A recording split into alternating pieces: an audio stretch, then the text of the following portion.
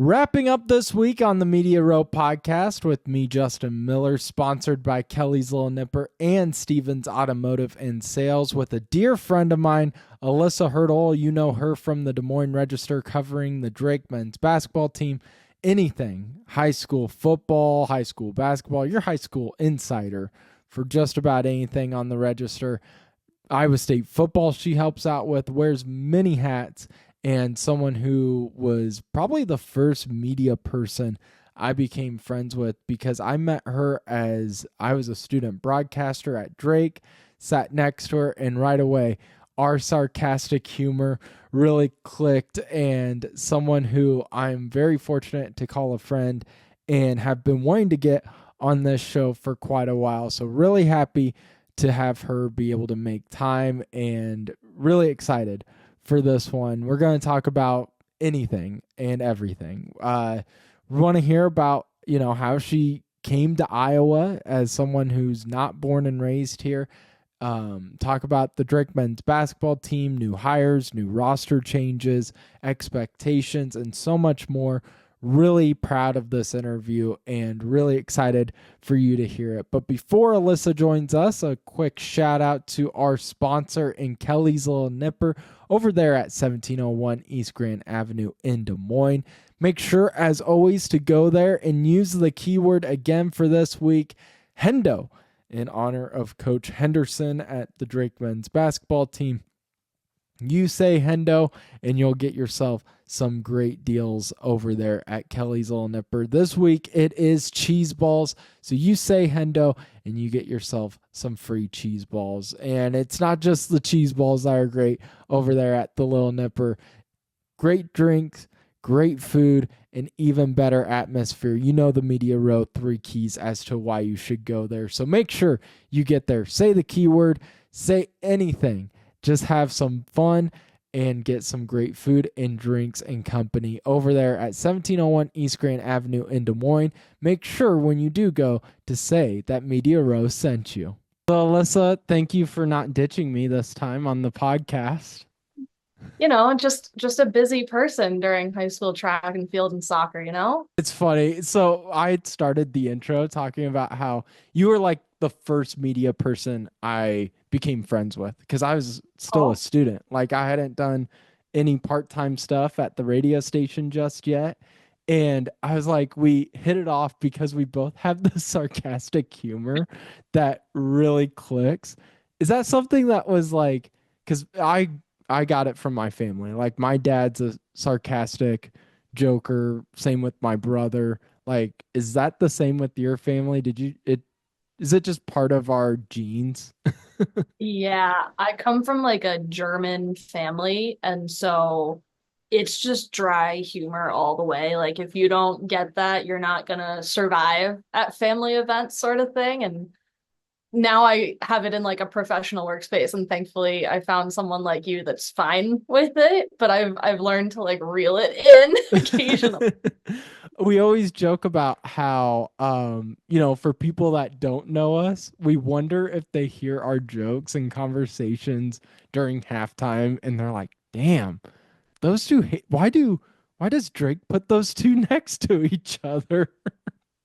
Sometimes I think we hate each other. We just haven't been let in on the joke. So I feel like there's definitely someone that sits right behind Media Row at Drake basketball games that is worried about what's happening there. They're like, It's "Why just they constant can't put bullying. them two together?" No. Uh But I mean, it's been fun getting to know you. And I was someone who's reading your work with Drake before we even met and always really appreciate it. So I thank you for coming on the show. How long have you been covering Drake, though, now with the Register? So it's been 3 seasons. Okay. So I'll be here 4 years in September. Man, 4 years already? Because you're Yeah. from Philadelphia, right? Pennsylvania originally, an hour outside Pennsylvania. Philly. Yeah. Okay. And so had you heard of Drake even before you got the gig? No, I'll be honest, I hadn't. Mainly because like I guess that basketball would kind of be what it was most known for at that time, just with Darren kind of building it. Um, and my experience was mostly in hockey. So it's not like Drake does not have a hockey team, so it They wasn't used popping to. up. In It like did? Yeah, like in the 80s and 90s, they used to have a hockey team because my mom has talked about how her and her friends in high school would go watch like the hockey games over in Des Moines. Dude, And it's I was so like, that'd hard be to so hockey fun. teams because it's so expensive and like the kids that you're recruiting don't always mesh with like the school they're going to, and then you have equipment, it costs. Yeah, it's hockey is hard to keep. But yeah, never heard of Drake. So I don't blame you. I mean, before Darren, they had one season where they went to the NCAA tournament. So I figured that was going to be the answer, but wanted to ask you, but how did you land in Iowa then? yeah, so I can do the like long story short. I went to undergrad at a liberal arts school in Pennsylvania. Didn't have journalism, created my own journalism degree by doing communications and creative writing. Um, got offered a job at like a tiny, tiny Michigan paper right out of college and decided I didn't want to do that. So I did AmeriCorps for a year instead, in What's Montana. AmeriCorps? It the like simple definition is that it's like Peace Corps, but for America, like in the United States. Okay. Um, but it's a lot more like law-based programs or community-based programs. So what I did, the easiest job in the world. I was part of an organization that rescued dogs and then trained them to be service dogs for veterans. So that was the best first job out of college I could have ever worked. Uh, and then I got an internship with USA Hockey Magazine in Colorado for a year. Then the pandemic hit, and I thought, why not go into student debt and get a master's degree? So I went to Syracuse for a year. I got an internship with USA Today towards the end of that program. I had done a few classes with a sports data journalist who used to work for them, and she kind of helped me get into that field. And apparently I impressed someone there because Roxana Scott, who is now a little bit higher up in Gannett's leadership, recommended me for the job that I have now at the Register. And one thing led to another, and now I can't get out of Iowa. So people always mention like Syracuse is a prestigious, you hear of so many guys on like ESPN and people, really famous people in the Mhm. sports media world have connections there. When you walk into Syracuse, does that have that sort of feeling or does it just feel like a school? I would say yes and no. I think for me, the master's program when I was there had like broadcast and then it had magazine, newspaper, and online journalism. And so I was in the magazine, newspaper, and online journalism. And obviously a lot of the names you know from Syracuse are broadcast guys, and girls.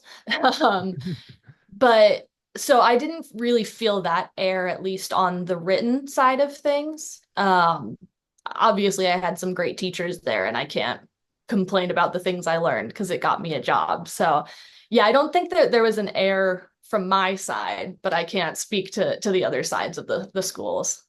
Was sports journalism always the dream? Was your family big into sports where you're just always watching it and you're like, okay, it'd be great if I could get somehow some money to be able to just watch sports for a living?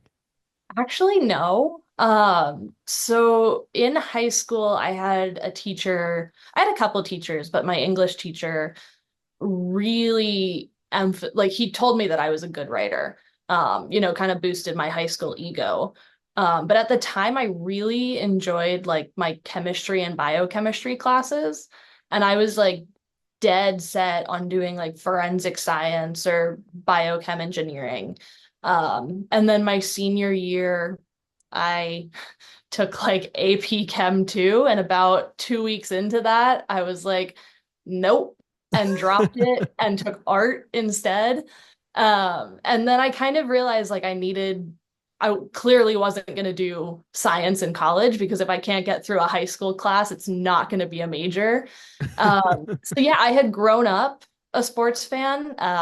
My mom and my dad were really, really into sports, so I was pretty lucky. Like I had both sides coming at me all the time. And so I was like, what do I like to do that people will pay you for? And I was like, well, I like to write and I like sports. And so that was the backup plan, I guess. So, if you weren't doing sports journalism, what would you be doing then? Do you know? Now, Yeah, um, if you had, if certainly not the sciences, because for people's health and sounds like it. safety, I should not go anywhere near that. Um, I think that I would probably be doing what I was doing in Montana. Like, I really love working with dogs all day. I mean, if this is my dream job, that's like my secondary dream job. Is So, you yeah. just want to be around puppies. I don't Yeah. think anyone would blame you. Yeah. So that was in Montana? Yeah. Okay. My TikTok has been flooded with like national park stuff. Oh, yeah. So I've like for some reason it's the Grand Tetons have been a big one for me and Okay. like Yellowstone. So I mean, did you ever go to I know s- I mean similar area. I know it's not all national parks are in Montana, Yeah. but d were there any that you went during your time there? Yeah, so we did a lot of outdoor stuff. It's funny. So I'm doing Grand Teton Yellowstone Glacier in like a month for our summer vacation. Is Um, if anyone opts out, I call dibs. If anyone for some reason opts out, you're more I've than been welcome. I've been talking Megan's ear off, but I want to do the Grand Tetons, Yellowstone Glacier, and then Banff. I want to go Oh, one yeah. further. I just don't So, have that much PTO, so I can't do the whole you know who string. does? Justin Miller. But yeah, I mean, the nature there is kind of the best part about Montana. Like, I think when I was there, they had more cows than people. Um, and so like I'm not gonna say there's not a lot to do, but nature is the draw. So we did Glacier.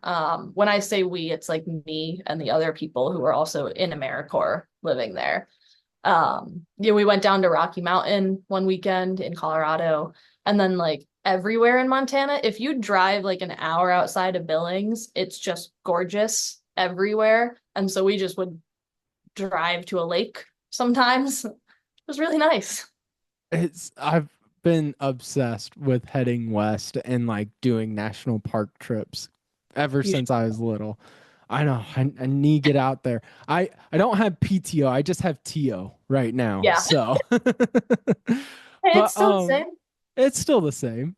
Yeah. But so you'd be doing stuff with helping animals if you weren't in sports journalism. But I know a lot of people reading your stuff are happy that you're in sports journalism. And so, something I've always appreciated about you, though, as someone working in the sports media world, is you don't make it your entire personality. You know, Try you not to. but like you've always talked about multiple things. We can joke around of just about anything. I can change the subject to national parks randomly on you and it doesn't phase you. Is that something, yeah, you've kept in mind of like this is a field that can change in a snap of two fingers, so you try to stay balanced and not get too high or get too low? Yeah, I wouldn't say like I intentionally do it.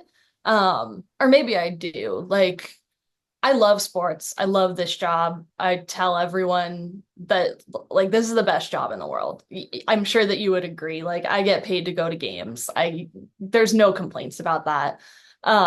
But I have found sometimes where like I'll be around people and all they want to talk about is my job. And so I have kind of tried to be like, we're not just talking about you being this or you being this, but everyone wants the inside when I don't have the inside for 99% of the things that they want. So yeah, I like sports, but I also want to be more of a person than just a sports journalist. And so I think trying to have other interests outside of that when time allows, as you know. That's just kind of what I've tried to do. And it helps that my interests take me away from sports, so they don't really overlap that much. As someone like you who maybe sports journalism wasn't the dream at an early stage, who were some of the people that inspired you once you decided that was going to be the field you wanted to get into? And maybe they weren't sports writers because, talking with Carson on Monday, his some of his favorite videographers or people that he gains kind of experience and tries to take from are like movie directors. So is there anything, it can be outside of the sports world or inside, that really helped you make this what you wanted to do? Yeah, so I'm really fortunate. My mom's a librarian. She's been a librarian my whole life, and my sister's a huge book nerd. So like I have never read as many books as they read. But I grew up always reading fiction, nonfiction stories. And so like I knew what I liked in storytelling and what I didn't like, and was always kind of amazed that someone could sit down and put together 500 words of something. I think the same is kind of with movies. Like you sit down and you watch something like Star Wars, and I don't understand how someone comes up with that whole series in their brain. So yeah, I was kind of influenced by like that at a younger age. And then when I got to college, I went to Muhlenberg, in Allentown. And one of the things that was a huge draw for me was that Jack McCallum was a teacher there. He wrote for Sports Illustrated for a long time. He's in the Basketball Hall of Fame for sports writing. I will boost his ego till the day I die. Like he was like life changing is not a good enough word for this man. Um, he essentially stopped teaching the class that was the reason I went to Muhlenberg like the year before I got there. And I convinced him to do an independent study. So he came back, it wasn't like me and him, it was him, me, and like three other students. Um, and that man like butchered my writing. Like I would hand something in and I would get it back and it would be red. Um, and there is like nothing that makes you a better writer quite like someone telling you that you're not a great writer and like forcing you to be one. And he did it in all the right ways. Like he wasn't a Yeah. jerk about Yeah. it at all. But to this day, like if I need anything, I go to that man. Like he's actually kind of the reason that I'm in Iowa because I love it here now. I didn't know anything about it when I got offered the job, and I called him and I was like, I got a job offer in the Des Moines Register, and he was like, yeah, okay. And I was like, I don't know if I want to take it. And he was like, do you have any other job offers? I was like, no. He was like, and you want to live at your parents for the rest of your life? I told him no. He goes, so what's the worst that happens? Give it a year. If you hate it, quit and do something else. And now 4 years in. So you guys can thank Jack McCallum for sending me here. Do you think that was the most impactful piece of advice of just, man, just give it a shot? Yeah. Especially because that man's whole career was based on just giving it a shot. And like, I think it's hard to think that way nowadays because when he got into sports journalism, it was such a different environment than it is now. Um, but having someone tell you like what's the worst that can happen is like my best advice to other people now. Like it's like, if you ask a question, the worst someone can say is no. Um, and what's the worst that can happen? I found a job I liked. I moved to a state I never would have moved to. Like I've met some amazing people here. So yeah. You were bringing up how at an early age you knew what you liked in storytelling. What were some of the characteristics of some of your favorite authors or books that just made you drawn to them? I think when I think of like my favorite books or stories, it's always ones that like made me feel like I knew the characters. Um, and typically that means I cried at the end of the book, always. Um, But yeah, I think like even in terms of nonfiction, like I've always liked the stories that made me feel more like I was getting to know someone or knew someone rather than I was just like being told someone's life story. Um, which is really freaking hard to do. And I'm not at all saying that I can do it. I'm saying those are the types of stories that I like. Do you try to implement those into your features, your writing, even if it's just a sports, you know, 500 word sports report or 1,000 word feature? I think maybe not as much as I'd like. I learned like really early on that you can't change your voice. Like you're always just gonna write the way that you're supposed to write.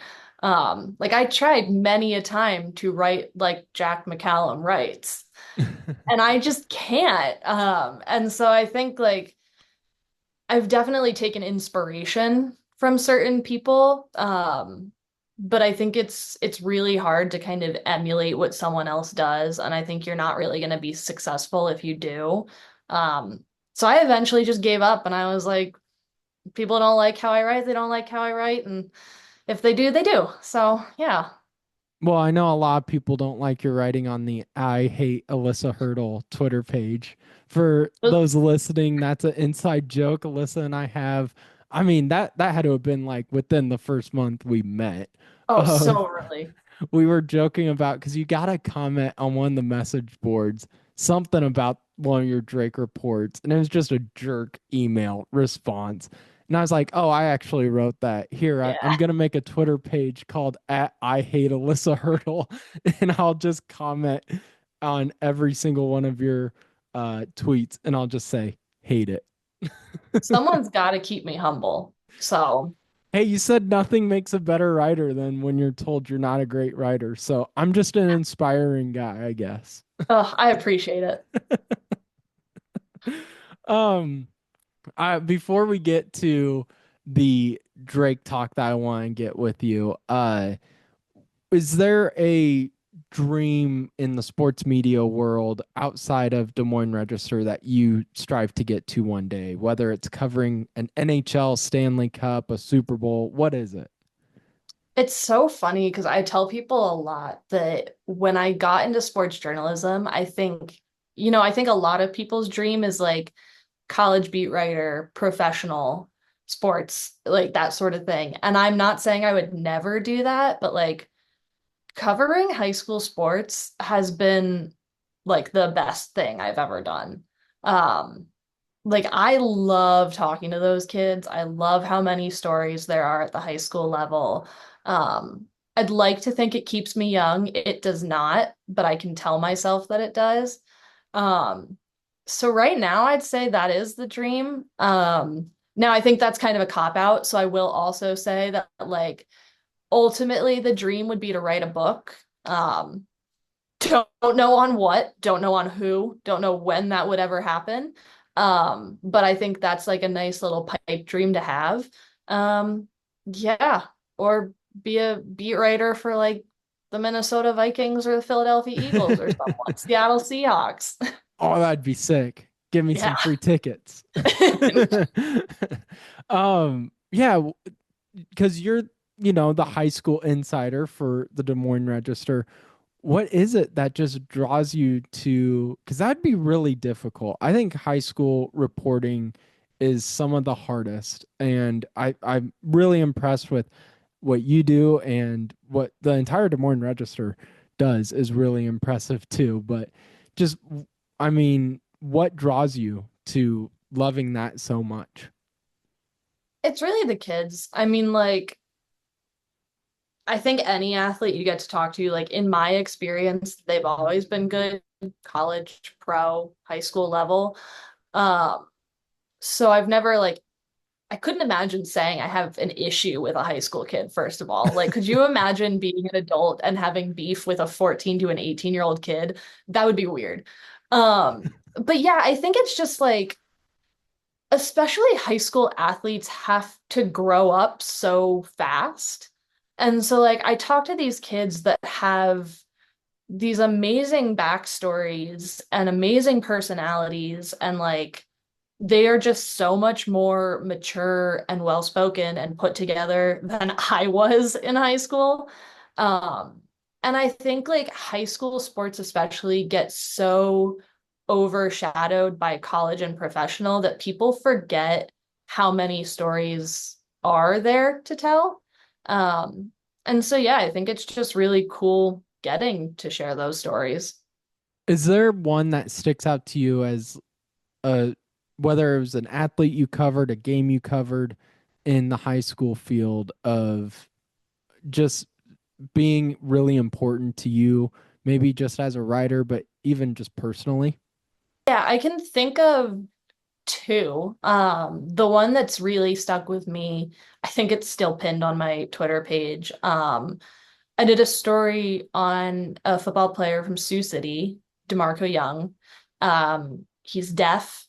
He experienced bouts of homelessness. He's dealt with some struggles in school, like finding the correct interpreter and all of that. And when I first talked to him, I had gone out to a recruiting camp at Iowa State. And I just noticed his interpreter signing. And I was like, I've never seen a kid at these recruiting camps that needed an interpreter. So immediately, like, I stopped watching like every other kid that I was supposed to be there watching that day. And I talked to him and his interpreter afterwards, and they are just like two of the nicest human beings I've ever met.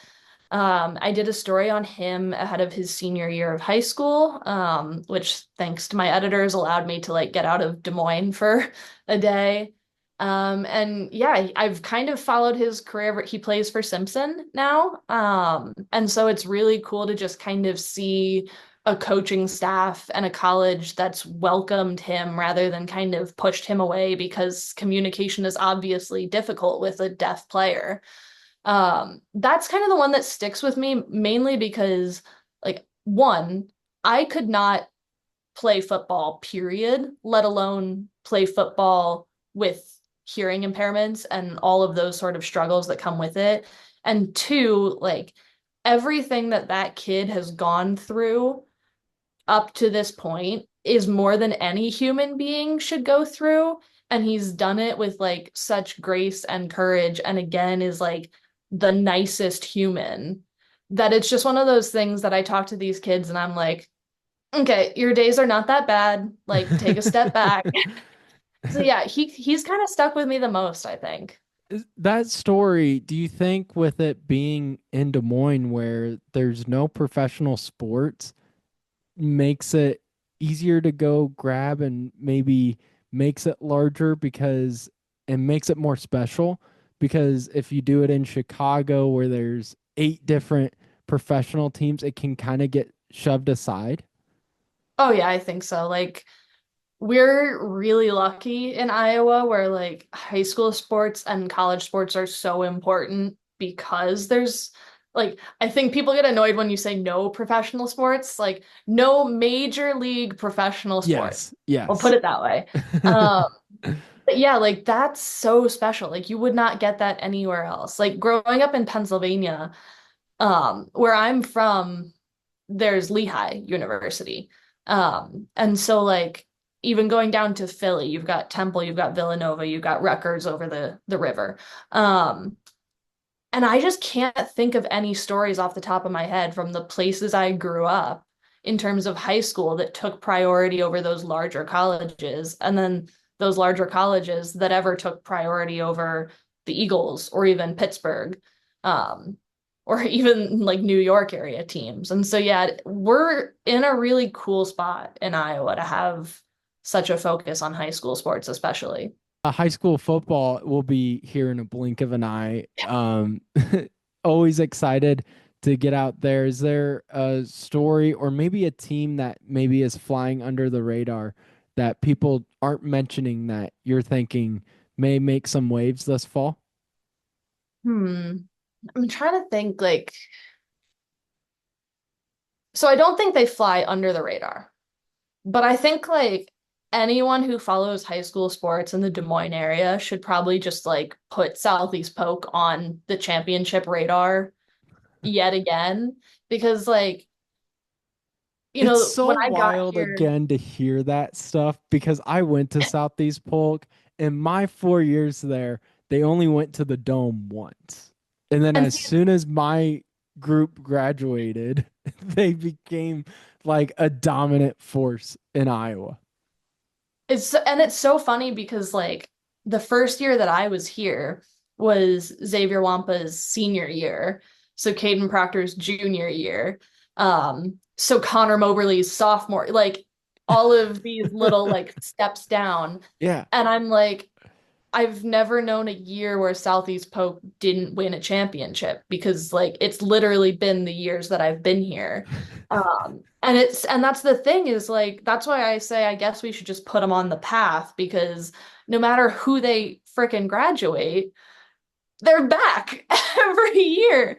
And I'm like, there's some secret sauce in the water in Southeast Polk. I mean, I guess you didn't get it, Justin, I but definitely didn't get it. I mean, I don't know if there's anyone better to take stats on the sideline and bench than me.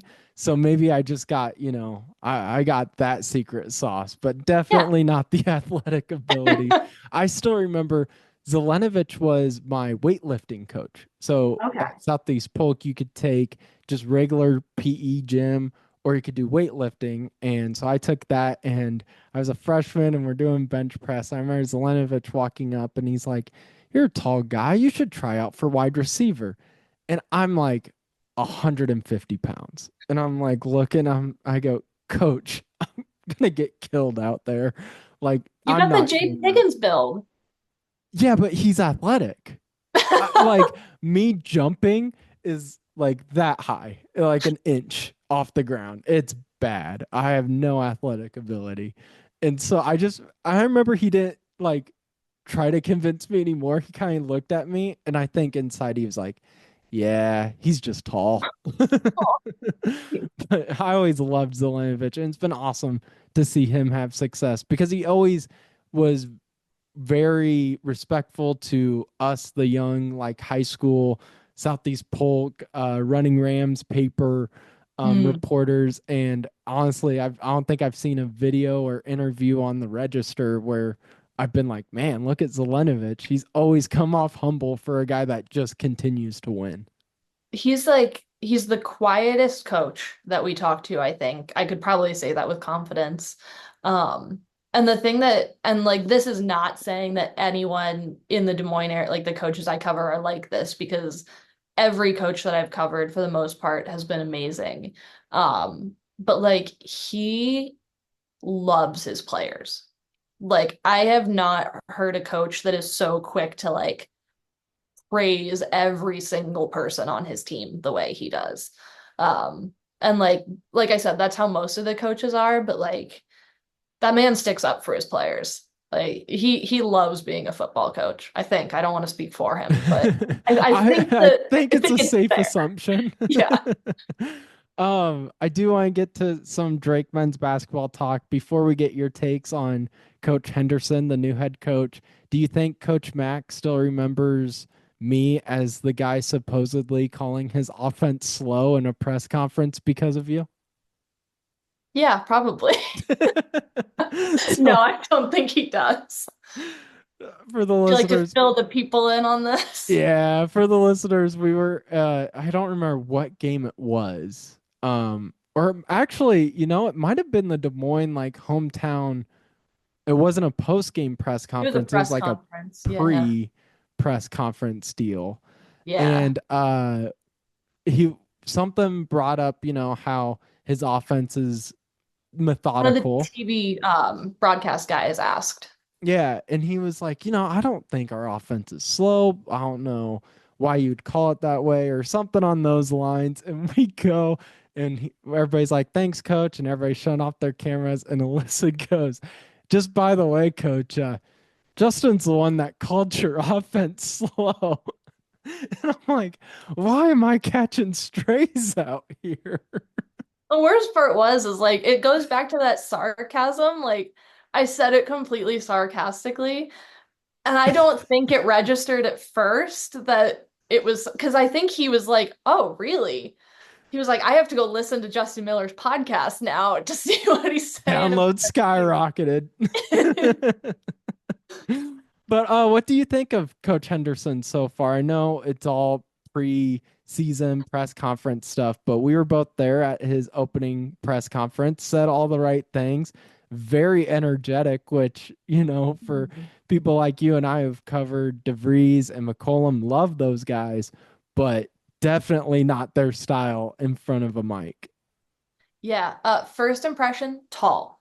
Um, but yeah, it's like you said, like Darren and Ben brought so much to Drake, and it's not discounting them at all. But like they were very like cards close to the vest, a little bit quieter kind of guys. And then to enter this press conference and Eric Henderson gets up to the microphone, and you could tell he was probably a little bit nervous, but like Oh, yeah. the energy. I think Drake fans will appreciate this. The energy that it gave off was Allison Pullman energy. And I Yep. say that as a compliment because you want to talk about coaches who love their team. Like Allison Pullman loves her team and she loves being a Drake coach.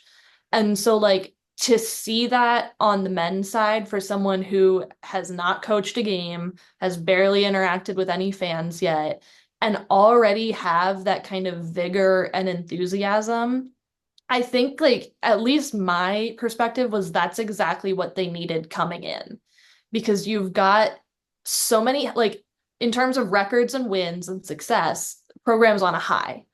But losing two coaches in 2 years is a lot for fans to deal with.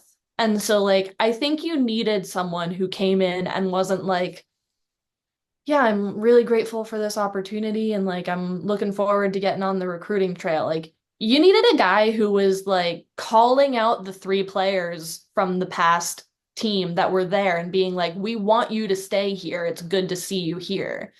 So yeah, that was kind of my first impression. It was like we're getting something completely different. I like the Allison Pullman comparison because I kind of got that same feeling. And then when they do in the fall, the Des Moines Hoop Fest, I'm so they, excited to see the two of them together. yeah, they need to like at football stadiums, the hype meter and just see that thing like explode when both of those get behind the mic. Oh yeah. They're But gonna the DJ is gonna have a fun time with the sound mixing on that. oh yeah.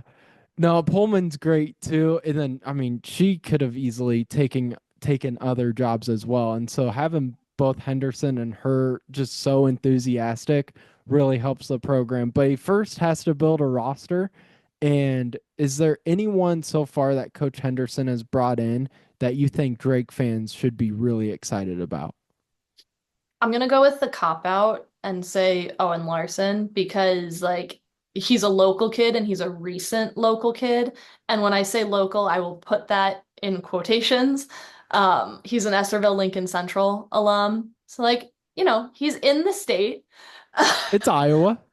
Yeah, but I just remember not, okay, like I'll be honest, I don't remember much of his career because he's not a Des Moines kid. Um, but he was good. Like he was player of the year in class 2A. And I just remember like every time we wrote a list of potential players of the year or top players in the state or mid-season players to watch, like he was on it because he was always like top of the state in scoring. Um, and I think like the exciting part about him, because obviously like high school does not always translate to college, but he went to South Dakota State and it translated to college. Like he's not scoring 30 points a game, but he was starting as a freshman. Um, and like any level of Division 1, that's not easy to do. We know that that's not easy to do. Like not everyone is a Tucker DeVries. And so I think like that's what I'm going to go with as the cop out because he's a local kid, but also because I mean he's proven he can play. He knows Eric's system, and so why wouldn't you be excited about him coming back to his home state? Alyssa, thank you again so much for doing this for me. I really appreciate it. I know you're trying to weasel your way out of it with these vacations, but I'm trying, but you just keep texting me. it just won't go away. Is there a story coming out here soon that people can find recent stuff here on the Des Moines Register? Coming out soon will be a story on a couple of doubles partners from Joaquin Northwest Tennis. Got a multi-sport athlete coming up in a little bit from Southeast Polk, so your home area. And I'll be honest, I don't know when it's coming out because it's still in the works, but Drake fans can be excited about a Brian Harden feature coming out. So that's what I got. Want to thank Alyssa Hertel again so much for being able to make time out of her busy schedule to come on this show. Really appreciate it. And like I've said with any of our guests, it will not be the last time you hear from them on this show, especially with high school football just around the corner and with Drake men's basketball being such a huge part of this show. You will hear more from Alyssa Hertel on the Media Row podcast. If you want to continue to hear from Alyssa, though, if it's not on this show, be sure to go and check out her stuff on the Des Moines Register. Before we wrap up today's show, need to give a shout out to Stevens Automotive and Sales over at 5320 Northwest Beaver Drive in Johnston, Iowa. 35 years of family owned and operated here in Iowa. Those are the kind of people you'll be dealing with and have a interesting story to tell you, because I've always shared my personal experiences into why you should go to Stevens Automotive, and have another one to give you. Have some family in town. Their car broke down 20 minutes from our place. So get a call and they're saying, we're on the side of the road, we need help. So call Stevens. They got a tow truck out there, got it back to Johnston, and they said, don't sweat it. We're going to get you back on the road by Monday when you need to be there.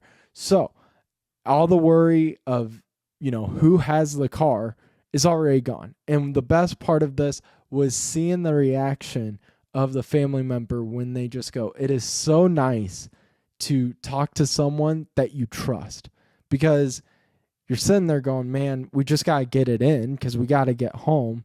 And you're worried about people who will fix your car and then upcharge you 18 different things or make it a more stressful hassle.